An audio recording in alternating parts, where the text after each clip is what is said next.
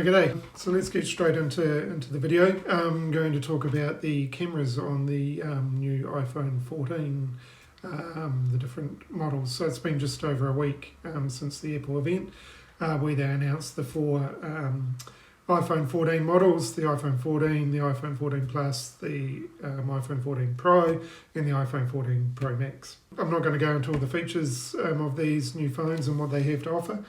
This video, I just want to talk about the cameras that are in these phones. So as always, Apple, every iteration of the iPhone, they make some improvements to the cameras.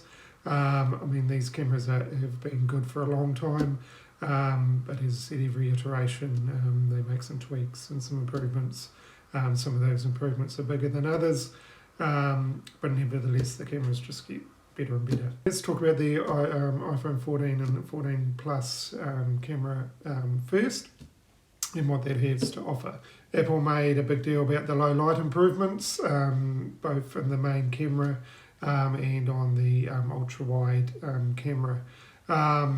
So, your photography in low light conditions using these phones will be vastly improved. In fact, Apple say that over previous models of the iPhone, 2.5 times better low light performance on the main camera and 2 times better performance on the ultra wide camera. So, get the phone and see if that really is true. Something I really liked was in video, their new action camera mode. So, when you're walking around or trying to do sort of more action type video with the iPhone, it traditionally hasn't been very stable, so you get reasonably shaky video.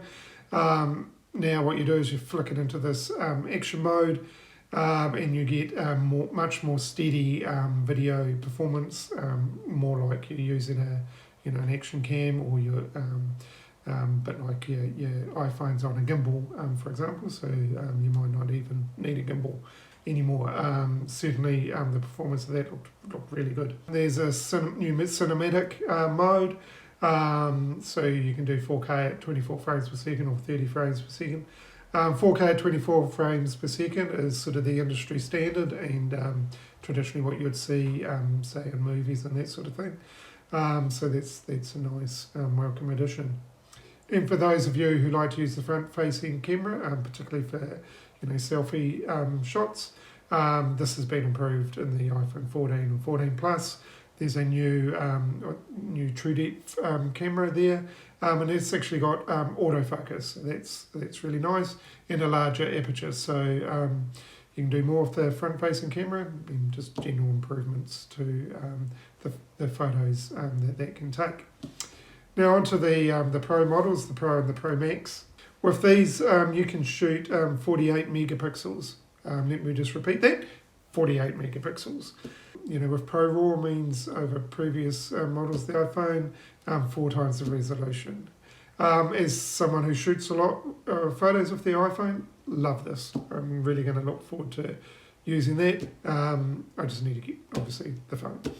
There's a 65% larger sensor, 3 times better low light on the ultra wide camera, 2 times better low light on the main camera and telephoto camera.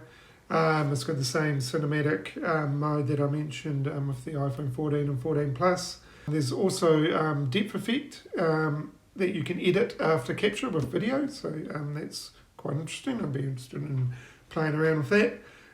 It's got the action mode that I mentioned, so flick that on, get really steady videos, perhaps no more need for a gimbal. And also the front-facing camera, like the other 2 models I talked about, is improved with the new true depth camera, autofocus, larger aperture, and so forth. I have to say the photos I've seen so far and that Apple showed off, they look really good. The video looks awesome. Love the look of that new action mode for your videos. I think that's really good. Looking forward to the cinematic mode as well. Overall, I think some good enhancements to the iPhone 14 cameras. Just continuing their tradition of improving their cameras every time they release a new iPhone. On their own, are they worth upgrading? I'm not making that decision. That's for you to decide. For me, I just love getting improved cameras all the time, so I'd be really interested in getting these, particularly the iPhone 14 Pro or Pro Max models. Yeah, so let me know in the comments which one you think you would be interested in getting, and what you like best or most about the improvements that Apple's made to the camera in the new iPhone 14s. So we'll catch you around in the next video. As always, subscribe, like I always say, give the video a like, it just really helps. And yeah, have a great day. See ya.